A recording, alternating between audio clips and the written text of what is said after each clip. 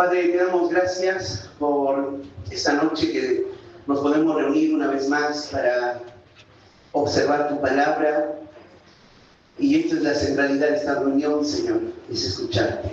Hemos estado cantando a través de las alabanzas, hemos estado diciendo conceptos que comprendemos de tu palabra. Y ahora nos toca callar y oírte. Te pedimos que lo que vamos a escuchar sea como la miel para nuestra alma. Padre, refresca nuestro corazón. Y te pido por algunos que están acá, quizá para ellos que han escuchado tantas veces el mismo mensaje, que hoy sea algo, Padre, que convierta su alma, que puedan creer. Padre, te pido por eso, salva, Señor. Tú eres el único que puede dar luz, puede salvar, dar vida. Te pedimos eso y todos queremos alimentarnos de tu palabra. Padre, te pido que tengas el control de mi mente y mi corazón y tu Espíritu Santo que nos hable a través de la Escritura. Oramos en el nombre de tu Hijo Jesús. Amén. Tomen asiento. Entre tantos pasajes que uno podría buscar para hablar sobre la Navidad, hay tantos. En realidad, toda la Escritura tiene un énfasis único y es presentar a Cristo. Desde Génesis a Apocalipsis se presenta al Cordero. El Apocalipsis habla del Cordero. En el libro de Génesis se habla de aquel Mesías que un día vendría a pisar la cabeza del diablo. Y hay muchos pasajes, pero escogí un pasaje que está en 1 de Timoteo. Te pido que abras tu Biblia. 1 de Timoteo, capítulo 1, y vamos a buscar el versículo 12. 1 de Timoteo 1, del 12 al 17 voy a leer. 1 de Timoteo 1, del 12 al 17. Dice el pasaje: doy gracias al que me fortaleció, a Cristo Jesús nuestro Señor, porque me tuvo por fiel poniéndome en el ministerio, habiendo yo sido antes blasfemo, perseguidor e injuriador, mas fui recibido misericordia porque lo hice por ignorancia y incredulidad. Pero la gracia de nuestro Señor fue más abundante con la fe y el amor que es en Cristo Jesús. Dice 1 Timoteo 1:15, dice: palabra fiel y digna de ser recibida por todos, que Cristo Jesús vino al mundo para salvar a los pecadores, de los cuales yo soy el primero. Pero por esto fui recibido misericordia, para que Jesucristo mostrase en mí el primero de toda su clemencia, para ejemplo de los que habrían de creer en Él, para vida eterna.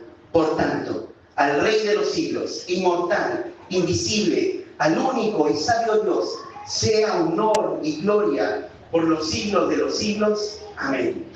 Qué hermoso pasaje para pensar en la Navidad. Y el apóstol Pablo sabe que esta primera carta, Pablo está continuando instruyendo al discípulo a quien él ama, Timoteo. Timoteo está en ese momento en la iglesia de Éfeso y ya Pablo había advertido que un día iban a entrar lobos, y no solamente iban a entrar lobos de afuera, sino desde la propia iglesia se iban a levantar los falsos maestros. Entonces Timoteo necesita ahora instrucción de su mentor. Pablo es su mentor. Pablo es un pastor que ya ha corrido, ha caminado la vida cristiana. Entonces Pablo necesita darle una instrucción ahora a Timoteo y le manda esta carta. Esta carta tiene el sentido de una orden eclesial, porque Timoteo tiene que comprender cómo se tiene que vivir en la iglesia. Y toda esta instrucción va a tener un paréntesis que está acá. Pablo empieza hablando del gran mandamiento, que es del amor no fingido, que nace de un amor no fingido. Y de la buena conciencia. Eso va a hablar Pablo y va a seguir instruyendo en cómo tiene que comportarse Timoteo en la iglesia. Pero luego, mientras él está desarrollando eso, abre un paréntesis, y en ese paréntesis Pablo va a contar su testimonio. Pablo va a decir qué ha pasado con él, porque antes de lo que cuente acá, Pablo va a decir para qué sirvió la ley, y la ley lo que ha producido, que solamente se revela cuán el hombre está perdido, que el hombre no puede cumplir la ley. Y luego Pablo va a comenzar a decir lo que ha hecho Cristo con él. Y hizo ese paréntesis. Luego de cerrar ese paréntesis, va a seguir instruyendo a Timoteo. Y esto es lo que vamos a ver hoy. ¿Y ahora qué tiene que ver con la Navidad? No sé si les ha pasado, pero la Navidad es un gran movimiento social que hace correr a todos, desde la idea de comprar juguetes, cambiar el árbol de Navidad, preparar la cena, comprar velas, comprar pelotitas de colores, detalles y más detalles y detalles y detalles. No sé si les ha pasado, pero los que manejan vehículos han notado que hay mayor tráfico en el mes de diciembre. Y todos están corriendo de aquí para allá. Se están cerrando los distintos estudios para muchos, pero están pensando en esto, en esta festividad. Y algunos, en la semana, hablando, o en esta semana estuve hablando con algunos, y decía esto, ¿no? Lo que se ha dicho en el mundo, la Navidad es para juguetes y el Año Nuevo para los adultos, o sea, la Navidad para los niños y el Año Nuevo para los adultos. Y parece así, pero ahora en Navidad los adultos dan rienda suelta a sus deseos. Y también el Año Nuevo, totalmente hay una gran partición en la sociedad. Pero la Navidad, ¿qué significa? La Navidad se habla del Adviento, la primera venida. Pero ¿para qué Cristo vino? ¿Para qué ha venido Jesús? ¿Para qué nació Jesús? Pablo nos va a decir por qué vino al mundo. Y quiero enfocarme en eso, ¿por qué Jesús vino al mundo? Entonces, no quiero tener abajo las cosas que hemos hecho en nuestra casa, o estamos pensando para el 24, si alguno ha comprado un nuevo arbolito, si alguno ha adornado su casa de colores, ustedes están viendo acá, hemos tratado de poner luces para que cambie un sentido, un aspecto, pero todo esto, si se quita de acá, no tiene relevancia eso, porque eso no da un sentido a la Navidad. Si hay esto o no hay esto, eso no interesa. Si hay cena o no cena, eso no interesa. Si hay un árbol o no hay un árbol, eso tampoco interesa. Lo que la sociedad ha querido que de eso dependa la humanidad. De eso no dependemos nosotros. Pero si se puede tener, que se tenga, y no nos debemos juzgar del uno hacia el otro. Lo que sí ha hecho también la sociedad, ha inventado cosas ficticias, como por ejemplo Papá Noel. Papá Noel diríamos, el farsante, el que ha estropeado la historia, el que ha entrado a ocultas y ha robado la centralidad de Cristo. Y se piensa en este personaje que ni siquiera existe. Entonces, la centralidad de la Navidad es Jesucristo. Pero, ¿cómo hacemos eso? ¿Cómo debemos pensar de esa manera para traer a nuestra mente y podamos reflexionar día tras día hasta el 24 de diciembre, que es ya falta poco, podemos llevar a nuestra familia continuamente para pensar que esto significa la Navidad? Bueno, es una tarea ardua. Es una tarea ardua porque no todos piensan así. Porque muchos de nuestros hijos están pensando como sus compañeros piensan. O puede ser nuestra propia esposa, los vecinos, tienen sus propios fines. Pero nosotros tenemos que llevarles a la Escritura. La Escritura nos va a decir qué es el significado de la Navidad, quién es el centro de la Navidad. Entonces la Navidad significa que Cristo ha venido al mundo.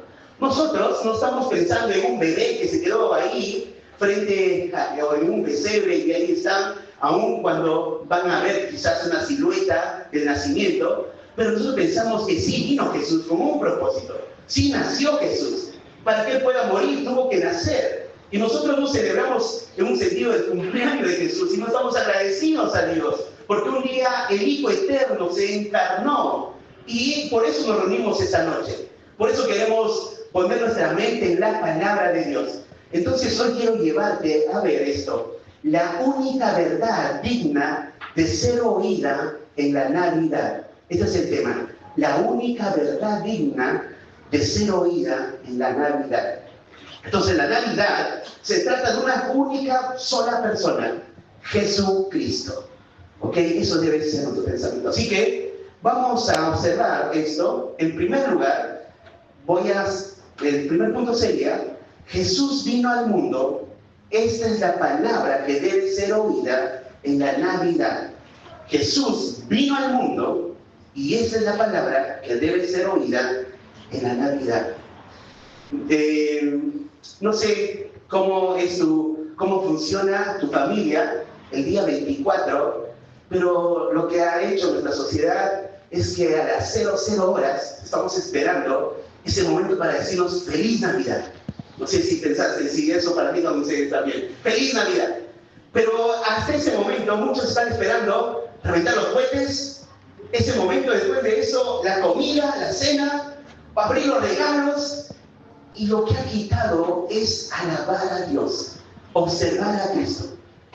Lo que debiese pasar, está bien, regalo puede haber esa noche, está bien, se pueden rentar cohetes, está bien que podamos disfrutar de una rica cena, pero la centralidad tiene que estar puesta en nuestro Señor Jesucristo.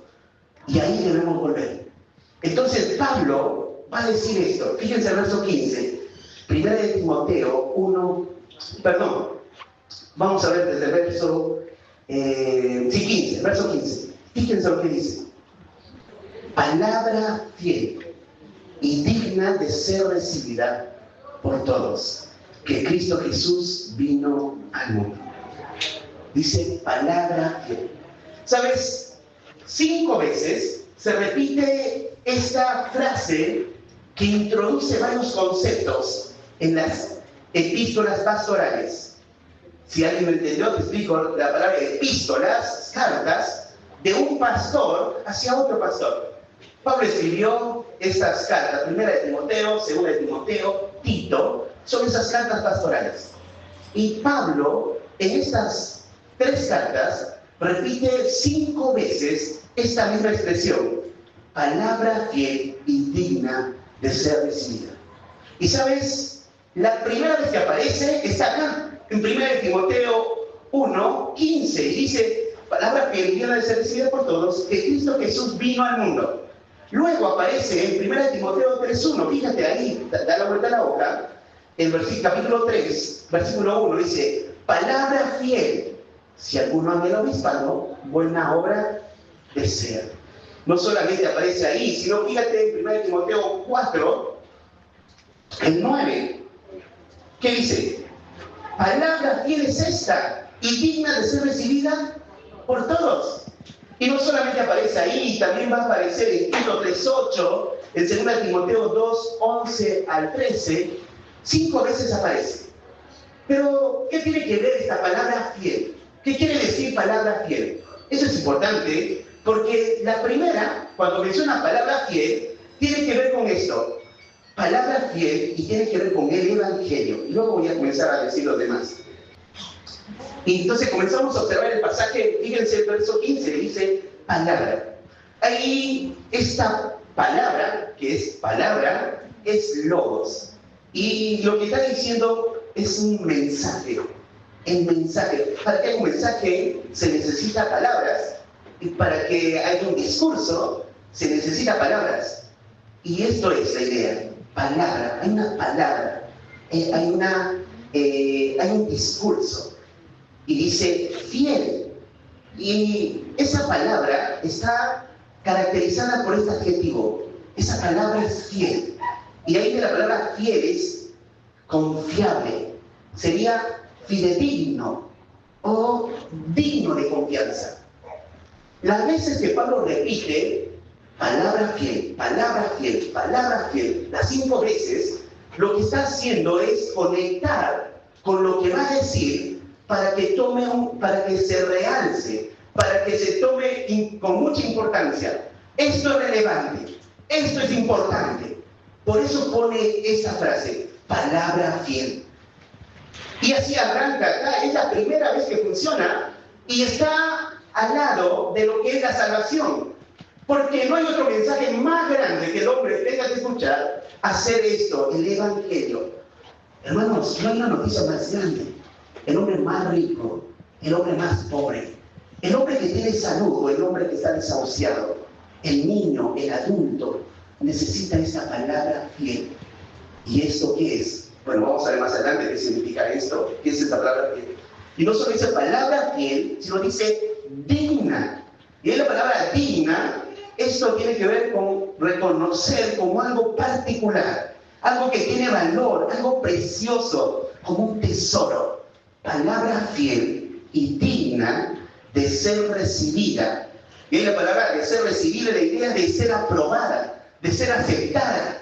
O sea, cuando Pablo está diciendo palabra fiel y digna, es que todos los que van a oír ahora tienen que atenderla y tienen que aceptarla, tienen que recibirla. Pero lamentablemente no es así.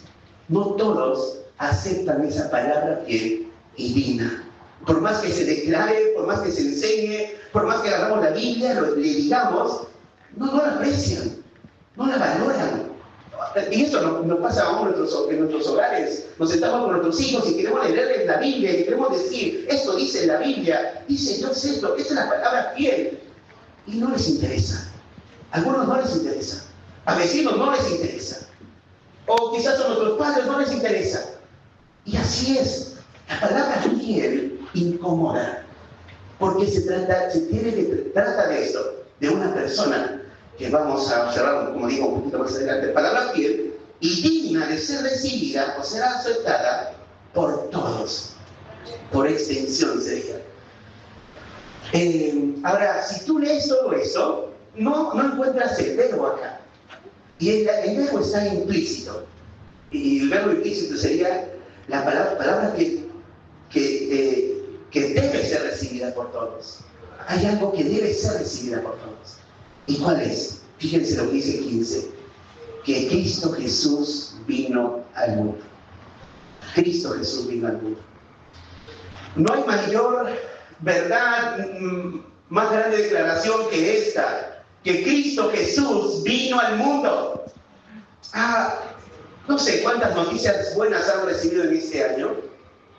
Como una persona que se está haciendo quizás tratamiento de una enfermedad grave y luego de un chequeo médico de una continua revisión, el doctor le puede decir, señora o señor, si ya está fuera de peligro, se ha extinguido, no sé si el cáncer o no ha seguido creciendo el tumor, y recibimos palabras que son de aliento, de ánimo y estamos contentos. Pero aún eso no se compara a esta declaración, porque la salud tarde o temprano se va a deteriorar. Vamos a morir todos. Si no te has dado cuenta, va a ser así. Pero los he leído recibir noticias así. O como recibir una buena noticia y decir que estamos subiendo de puesto, de lugar en el área laboral. Ahora te vas a encargar de esta área y vas a tener un mejor sueldo. Y eso es una palabra digna, ¿no? O sea, digo, wow, qué bueno. Y venimos a la casa y decimos, mira, esto ha sucedido. O como alguien que puede decir, papá, mamá, me sacó una buena nota, me están promoviendo, me están diciendo que puedo encontrar un viaje a hacer al exterior. Hay buenas noticias. Y está bien esas buenas noticias. Pero no se compara con esta. ¿Por qué no se compara con esta? Porque todo al lado de esto, que Cristo Jesús vino al mundo, no tiene ningún sentido de comparación. Porque se trata del Dios eterno. Se trata de la persona que vino. No se trata de la salud, no se trata de noticias de este mundo. Se trata de algo extraordinario, algo fuera de... algo sorprendente, sería sobrenatural. Porque piensa esto, el Dios eterno encarnándose. Para que salga un poquito nuestra mente, piensen esto. Vamos a Isaías. Hemos citado Isaías. Te pido que vayas a Isaías capítulo 9. Y del 1 al 7 es un hermoso pasaje. Pensé en exponer esto hoy, pero me viene ya a 1 Timoteo. Y acá hay 7 declaraciones de lo que significa la venida de Cristo en un futuro, porque es una profecía. Y no lo vamos a ver todo. Solamente quiero citar algunas cosas acá, pero síganme con esto. Isaías es un profeta que se levanta, no estoy leyendo y estoy explicando. Isaías es un profeta que se levanta ahí en el reino del sur y se levanta en un contexto de oscuridad. Ya el reino del norte ya ha sido conquistado. Los asirios vinieron y destruyeron todo el reino del norte. Y solo lo que le espera al reino del sur es lo mismo. Isaías va a comenzar a declarar profecías hacia el reino del sur para que ellos comiencen, algunos, a arrepentirse, se arrepientan y puedan creer a Dios aún en medio de la calamidad que va a venir. Y va a dar denuncias también Isaías. Pero también Isaías tiene muchos mensajes de esperanza, como acá. Este es un mensaje de esperanza. Un mensaje mesiánico que se va a mirar hacia el futuro. Pero para que se observe con claridad ese futuro, lo primero que va a hacer mostrar un contraste Y ese gran contraste está en lo que ellos están viviendo. Fíjense el versículo 1, dice: mas no habrá siempre oscuridad para la que está ahora en angustia, tal como la aflicción que le vino en el tiempo que ligeramente tocaron la primera vez a la tierra de Zabulón y a la tierra de Neftalí, pues al fin llenará de gloria el camino del mar. Hasta acá. Lo que está diciendo Isaías, ¿saben lo que está pasando acá? Toda esa oscuridad por consecuencia del pecado no va a ser así, aunque va a ser tocado. Y aunque un día va a quedar así como se tocó a Neftalí y a Zabulón. ¿Y qué había pasado? Isaías está recordando un evento cuando los asirios vinieron y destruyeron estas tribus en el reino del norte. Y entonces ellos quedaron en una oscuridad completa. Y dice, así va a pasar. Pero no va a ser siempre así. Fíjense lo que dice a continuación. Al fin llenará de gloria el camino de mar, de aquel lado del Jordán, en Galilea de los gentiles. El pueblo que andaba en tinieblas vio gran luz. Los que moraban en tierra de sombra, de muerte, luz les resplandeció a ellos. ¿Y saben lo que hace Mateo en el Evangelio, en su Evangelio cuando escribe? Cita este pasaje para decir que esto es lo que está pasando. La tierra de Zabulón y Neftalí, camino del mar, dice, luz les resplandeció, porque ha nacido el Salvador. Acá el profeta está mirando hacia el futuro. Un día va a pasar una luz en medio de las tinieblas. Ahora fíjense el versículo 3. Multiplicaste la gente y aumentaste la alegría. Se alegrarán delante de ti como se alegran en la siega, como se gozan cuando reparten los despojos. Lo que está diciendo a continuación es un día va a haber una alegría incomparable. No se compara a ningún otro momento. Y esto va a ser en un futuro. Acá el profeta está pensando en un día cuando el rey va a reinar. Va a haber una alegría completa. Primero tiene que verse esa luz. Esa luz vino en medio de los hombres. Lo que dice Pablo, Jesucristo vino al mundo. Isaías lo dice, luz en medio de las tinieblas. Y todos aquellos que han visto esa luz y creyeron en esa luz, tienen esa luz. Pero del todo, esa luz no es observada hoy, en un sentido. Porque a Cristo no lo vemos ahora. Está a la vista de su Padre. Pero un día creemos que Él va a venir y esa luz va a estar otra vez. Y ese reino que se alegrarán todos los días, va a haber un gozo constante, eso se va a observar también. Pero ¿saben cómo se observa ese gozo constante hoy? Se observa en aquellos, como Pablo dice, palabra que es digna de ser recibida por todos, que Cristo Jesús vino al mundo. Aquellos que abrazan a Cristo tienen un gozo grande, único. Fíjense lo que dice el 4. Porque tú quebraste su pesado yugo y la vara de su hombro y el cetro de su opresor, como en el día de Madián.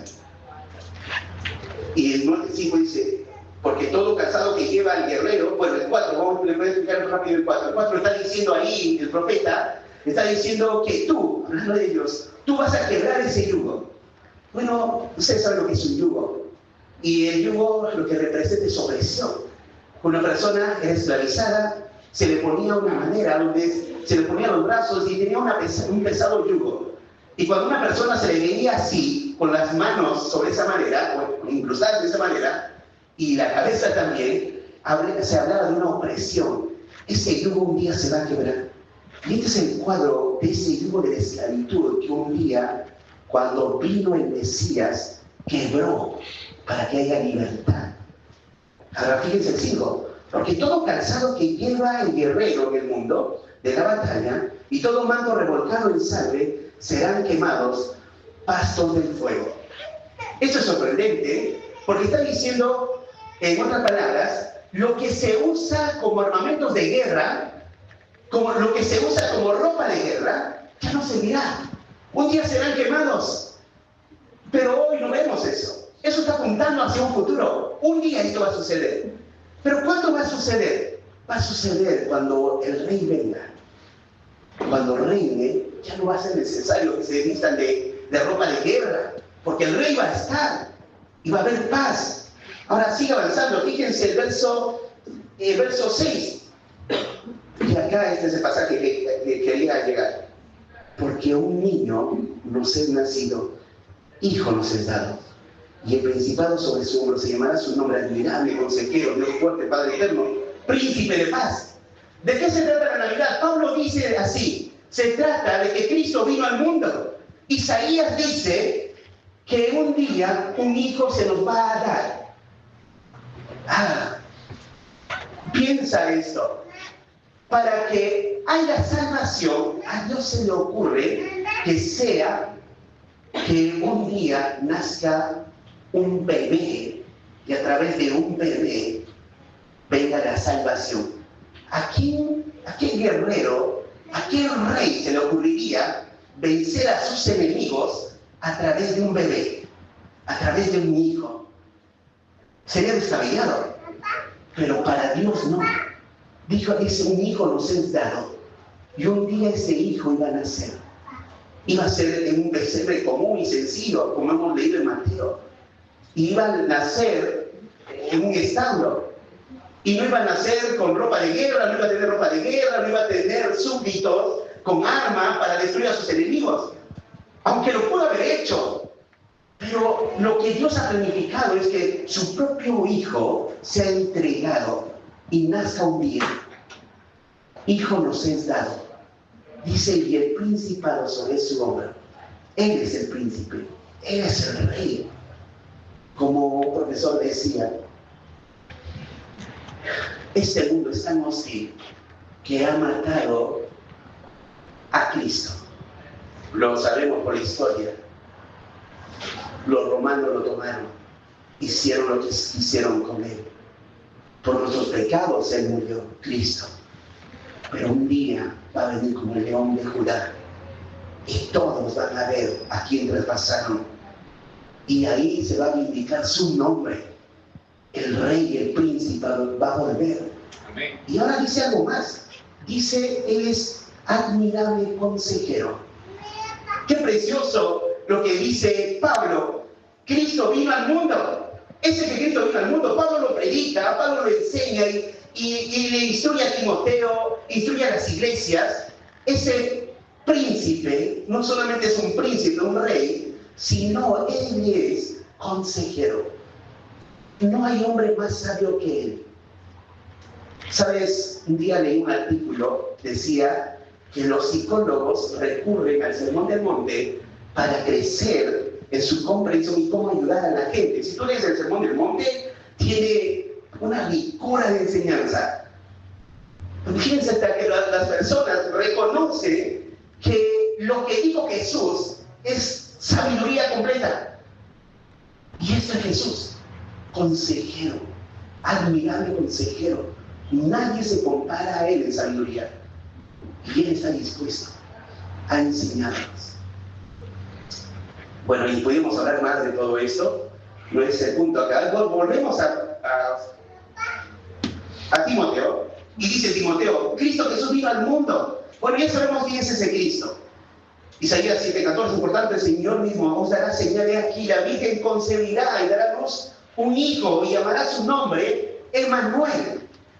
Que Cristo Jesús vino al mundo y que su nombre profético sea Emmanuel, que Emmanuel significa Dios con nosotros. Hermanos, esto es sorprendente. Dios con nosotros. Por eso Juan dijo, vimos su gloria, gloria como el unigénito del Padre, lleno de gracia y de verdad. Qué hermosa verdad. Jesús vino al mundo. ¿Pero para qué vino al mundo? Bueno, ahí está este indicativo, vino al mundo. Y está en un pasado, ¿no? Vino, el verbo pasado, al mundo. Se está hablando por algo vino al mundo. En Gálatas 4:4 dice, pero cuando vino el cumplimiento del tiempo, Dios envió a su Hijo, nacido de mujer y nacido bajo la ley. Llegó el cumplimiento del tiempo. Las profecías hablaban que un día iba a venir el Mesías. Y todos los profetas cuando escribían pensando en lo que leían y en un futuro esperanzador, mirando hacia adelante, también seguían escribiendo. Y un día llegó el tiempo. Nació el Mesías, nació el príncipe, nació el rey. Jesús nació. El Dios Todopoderoso nació en un pesebre. Imagínate, mientras Él, como un bebé, estaba allí, María tomándolo en sus brazos, a la misma vez, Él sosteniendo todo el universo, porque Él es el Dios eterno que sostiene toda su creación. Ese santo ser había nacido. Jesús vino al mundo. Esto es algo sobrenatural. Hay varias declaraciones de esto. En Mateo 1:20 dice, y pensando él en esto, y aquí el ángel se le apareció en el sueño y le dijo: José, hijo de David, no temas recibir a tu mujer, porque lo que en ella es engendrado del Espíritu Santo es. He aquí, una virgen concebirá y dará a luz un hijo y llamará su nombre Emmanuel. Y había declaraciones aún cuando a José se le dio de parte del ángel. Hay varios pasajes. ¿Cuál es la naturaleza del que vino? Que como Pablo lo dice, que Cristo vino al mundo. Filipenses 2, de 6 al 7 dice: el cual siendo en forma de Dios, no estimó en ser igual a Dios como cosa que aferrarse, sino que se despojó a sí mismo tomando forma de siervo, hecho semejante a los hombres. Qué hermoso ejemplo de nuestro Señor, su condescendencia. Y en Juan 10, del 30 al 33 dice: yo y el Padre uno somos, decía Jesús. Y ahí habla de esa misma esencia que comparte el Hijo. Él es el Dios encarnado.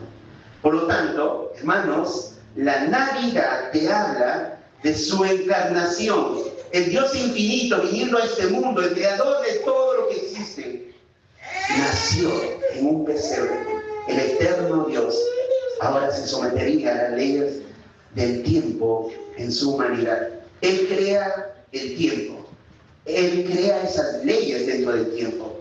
Y ahora Él mismo se introduce al tiempo, se introduce al mundo para vivir en su humanidad y sufrir.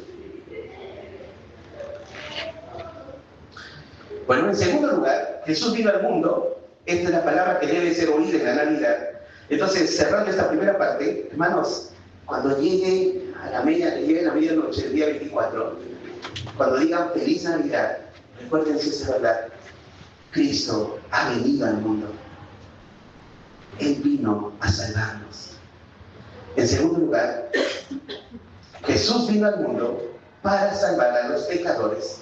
Este es el propósito para celebrar la Navidad. Jesús vino al mundo para salvar a los pecadores.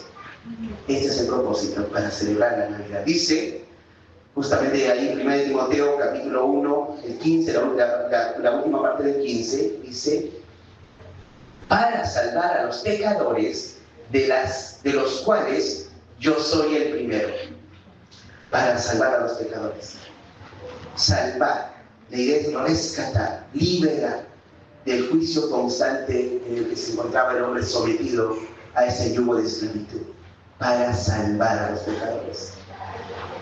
Pecadores, la idea ahí es una persona que ha desobedecido a Dios de manera intencional o no intencional.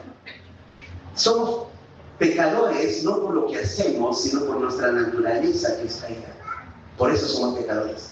O sea, no eres pecador porque mientes, sino mientes porque eres pecador. ¿Ok? Entonces somos pecadores. Eso es nuestra naturaleza. Estamos perdidos, arruinados. Pablo lo dice de otra manera: estamos muertos, separados de Dios. El hombre es pecador. Y justamente Jesús vino para salvar a los pecadores.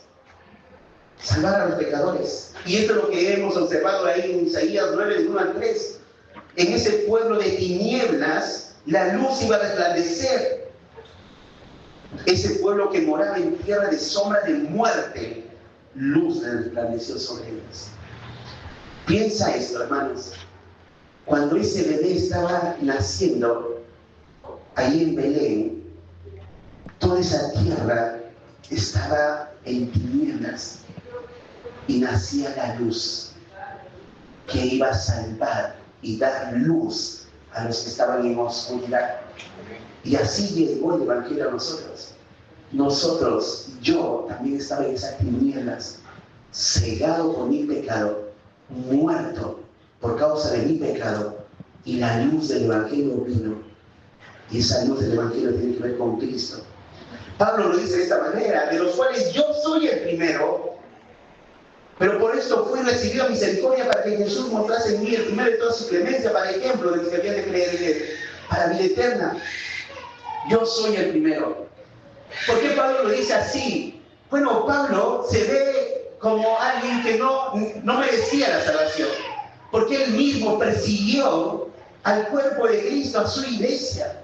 ¿Se recuerdan esa escena, camino a Damasco, cuando Jesús se presenta y dice, Pablo, Pablo, ¿por qué me persigues? Y Pablo estaba persiguiendo a quién, a la iglesia. Y no se daba cuenta que se metía con Cristo.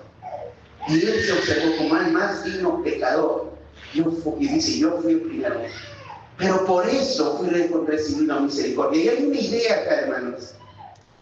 Pablo se vio como pecador y nosotros debemos vernos así, como el peor de los pecadores. Porque no hay nadie acá que sea mejor que el otro. Todos somos pecadores. No hay uno que pueda decir, yo tengo menos pecado que el otro. Quizás en práctica menos, pero en naturaleza todos somos iguales. Todos estamos en la misma medida. Todos estamos arruinados. Todos estamos muertos, dice Pablo. Así nace el hombre. Cuando me observo como el peor de los pecadores, ahora voy a comprender por qué la salvación vino. Si no me observo pecador, no voy a comprender por qué Jesús vino. ¿Y de qué se trata la Navidad? La Navidad se trata cuando comprendo que Él extendió su misericordia para nosotros. Pablo lo dice así, para que Jesucristo mostrase en mí el primero de toda su clemencia, para ejemplo de los que habían de creer en Él para vida eterna. ¿Acaso no es así? Cuando hablamos del Evangelio y alguien dice, Dios me perdonará a pesar de lo que hice, y muchos recorremos a la historia de Pablo y le decimos, déjame contarte una historia. Hay un hombre que arrastraba a las mujeres, los agarraba del cabello y aún consentía la muerte, iba a perseguir a los cristianos. Era un hombre despiadado, era un hombre cruel. Y ese hombre fue alcanzado a misericordia. Todos podemos alcanzar a misericordia cuando nos observamos como pecadores. Jesucristo mostró, dice, el primero de toda su clemencia. Ahí la idea de clemencia de toda su paciencia. Lo que Pablo está diciendo es que Pablo comprendió a ese Salvador que mostró su paciencia para con él. Y luego termina, por ejemplo, de los que habían de creer para vida eterna. Habían de creer. Bueno, antes de terminar, me gustaría hacer este hincapié. Estás acá y quizás viniste para observar un teatro, disfrutar en comunión, estar con los amigos, no sé, lo que haya sido. Pero quiero que pienses esto, que Jesús vino para salvarte. Y Pablo es el ejemplo que lo salvó a él. ¿Y sabe por qué lo salvó? Dice Pablo, a los que habían de creer. Y eso es para vida eterna. La salvación se observa cuando una persona cree. Y para creer uno tiene que oír la palabra, que estás perdido y que por tu pecado mereces el castigo eterno. Pero Jesús vino a morir en esa cruz. Nació de una virgen. Y eso se trata de la Navidad. Jesús nació un día. Y ahora tienes que observar en ese lugar que estás, en la bancarrota, arruinado en la miseria, que Jesús vino por ti para salvarte. Y si vino por ti, vas a verte como Pablo. Yo soy el pecador, el más pecador. Si te observas como el más pecador, estás yendo por un buen camino. Pero si tú dices, no soy tan malo. No soy tan malo. O sea, ¿me estás diciendo que soy pecador? Sí, conozco peores que otros. Peores que yo. Son otros. No estás viendo lo que es el pecado. Todos somos pecadores. Y en ese camino, en esa idea, tienes que creer que Jesús murió en tu lugar para los que habían de creer para vida eterna. La vida eterna es la consecuencia de haber creído en Él. Él es el único que salva. Él es el único que demuestra su paciencia. Él es el único que demuestra su clemencia. Por eso Jesús vino y nació. En tercer lugar, terminamos ya, dice, en tercer lugar, el tercer punto es esto: dar gloria y honor a Dios en la Navidad solo lo harán los que fueron salvados por Jesús. Dar gloria y honor a Dios en la Navidad solo lo harán los que fueron salvados por Jesús. Yo te decía al comienzo que en este mes, justamente en estas semanas, ya en estos días, se va a correr mucho más. Y vamos a correr a comprar, a buscar los últimos detalles, a llamar a personas, invitar o recordar si me invitaron, a comprar la ropa para estar esa fecha. O sea, estamos en un mundo de cosas. Pero ¿sabes lo que va a distinguir de uno y del otro? Cuando llegue ese momento, los que realmente comprendieron de dónde Dios los sacó, van a dar gracias a Dios por esa sabiduría que tuvo, que mandó a su Hijo a morir en la cruz. Y entonces ese día vas a abrazar a tu familia, vas a comer esa rica comida, vas a dar ese regalo a tus sobrinos, a tus hijos. Pero lo que vas a hacer, en primer lugar, es dar gloria a Dios. Fíjate lo que dice el verso 17. Por tanto, por tanto es en consecuencia, dice. O sea, Pablo está viéndose como el peor de todos los pecadores, y luego dice, Él vino al mundo, Él me salvó, y ahora exalta. Todos aquellos que han sido salvados comprenden esto. Por eso cantamos a viva voz. Pero los que no comprendieron, les aburren las canciones. No podemos parar y ahorita alabar al Señor con un himno, y a los que no entendieron el Evangelio, están viendo la letra, los están escuchando los cánticos de los hermanos, están aburridos. Y están pensando, ¿por qué no termina todo esto? ¿Por qué no me voy ya? ¿Sabes por qué pasa eso? Porque no comprendiste que Dios te salvó. Si de tus labios, si comprendieras que Él te salvó, en tu corazón se produciría gratitud, adoración y alabanza. Verso 17 dice así: por tanto, al Rey de los siglos, inmortal, invisible, al único y sabio Dios, sea que honor, gloria por los siglos de los siglos. Amén. ¿Escucharon las iglesias cuando dicen gloria a Dios? En algunas iglesias, amén, dicen cuando se va exponiendo. ¿Se escuchan en algunas dinámicas, en algunas iglesias? Amén. Bueno, este es un buen momento para decir amén. Y no lo decimos en un sentido como esas iglesias sin conocimiento y sin entendimiento. Acá se dice un pasaje y el texto dice amén. O sea, lo que está diciendo, así sea. Y lo hacemos por el raciocinio. No lo decimos por decir. No lo decimos por emoción. Lo decimos porque eso es verdad. Y dice esto, por tanto, en consecuencia de todo lo que pasó, al Rey, no hay otro Rey. Es más, si te crees mejor que alguien, acá te está diciendo, no es mejor, hay un Rey. Él es el Rey. Al Rey de los siglos. Y esta idea del Rey de los siglos traspasa a todos esos monarcas que hubieron en los siglos. Este es el Rey eterno, al Rey de los siglos, inmortal, el que no le afecta la muerte, el inmortal, porque Él es el Dios que es espíritu eterno. Él siempre ha existido. Por eso cuando se le presentó a Moisés dijo, yo soy el que soy. Esta idea es el autoexistente, el que siempre estuvo. Inmortal, invisible. ¿Se le ve a Dios? No se le ve a Dios. ¿Está? Claro que está. Invisible. Y al único y sabio Dios, nadie se compara a Él. Sea que honor, y ahí la idea de honor es alabanza, altamente respetado, gloria, grandeza, magnificencia. A Él sea la gloria, a Él sea la honra, por todos los siglos. Y la iglesia dice, amén. Y así deberíamos ser. A Él sea la gloria y la honra. Entonces esa Navidad vamos a juntar a nuestra familia y vamos a decir a ellos, dan honor y gloria. Él nos salvó. Y para salvarnos, tuvo que nacer. Y entonces, alaba al Señor con tu familia, con himnos navideños. Exalta a Cristo por su gran misericordia y clemencia. Así como Pablo, él dijo que mostró en mí su clemencia. Y yo lo puedo decir también.